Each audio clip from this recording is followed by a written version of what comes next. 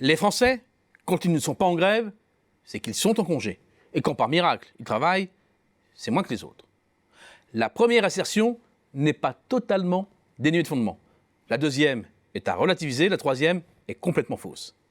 Les travailleurs français, champions de la grève, il y a sur ce sujet un faisceau d'indices concordants, au moins, pour les placer dans le peloton de tête. Selon l'Institut économique allemand, IW, le nombre de jours de grève pour 1000 employés s'est élevé à 123 en moyenne par an en France entre 2007 et 2016, ce qui la place en première position, devant le Danemark qui suit de près. Un cran en dessous, la Belgique fait partie du trio de tête. L'Espagne, la Norvège, la Finlande et l'Irlande complètent le top 7. C'est surprenant, mais les pays scandinaves, pourtant réputés pour leur modèle social, figurent parmi les plus grévistes d'Europe. Ces résultats diffèrent quelque peu de ceux d'une autre étude publiée par l'Institut syndical européen qui place Chypre très largement en tête sur la période 2010-2017, devant la France, dont le total bouge finalement assez peu, avec 125 jours de grève pour 1000 employés, et la Belgique, qui complète une fois de plus le podium. 3 pays nordiques intègrent à nouveau ce top 7 européen. Les périodes de référence jouent incontestablement un rôle dans ces variations, les pays enregistrant de forts écarts d'une année sur l'autre. À cela s'ajoutent des différences de méthodologie dans les sources primaires et pour finir des pays où les données font défaut, par période. Italie, Grèce, Portugal, pays qui ont connu de nombreux conflits sociaux provoqués par les politiques d'austérité après la récession de 2008.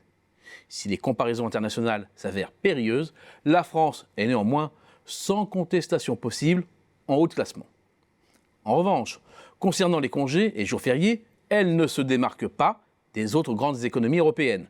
Avec 36 jours de congés payés et fériés, les Français ne sont pas particulièrement mieux lotis que leurs principaux homologues européens et se situent au même niveau que les Espagnols et les Britanniques. Reste le temps de travail. L'OCDE donne un indicateur global du nombre d'heures effectivement travaillées par an, éliminant les jours fériés, les congés annuels, les congés maladie, maternité, les grèves, etc., divisé par le nombre de personnes ayant un emploi, que ce soit comme salarié ou indépendant. Avec 1520 heures travaillées en 2018, la France se situe au-dessus de la quasi-totalité des pays nordiques et de l'Allemagne, qui est en dernière position avec 1363 heures seulement. C'est 10% environ de moins. Le poids du temps partiel outre-Rhin et le développement des mini-jobs à durée réduite sont au cœur de cette différence. Devant la majorité des pays nordiques, mais derrière les pays du Sud, qui trustent les premières places.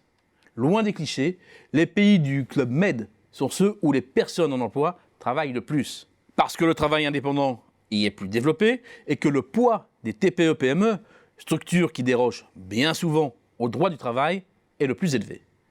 Cela peut être aussi le signe d'un archaïsme productif. C'est pourquoi il faut s'attarder sur le niveau de productivité en écartant des pays tels que l'Irlande, le Luxembourg, dont la richesse produite est à l'évidence faussée par leurs pratiques fiscales déloyales.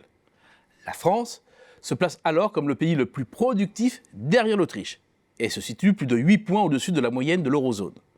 Parmi les grandes économies, l'Italie en 5e position devance l'Allemagne 6e et l'Espagne, mais sont tous trois décrochés. La Grèce et le Portugal sont encore beaucoup plus loin.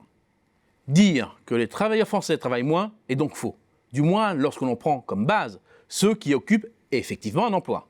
En revanche, l'Hexagone est bien à la traîne sur le nombre d'heures travaillées par habitant. Pour une bonne raison, sa démographie.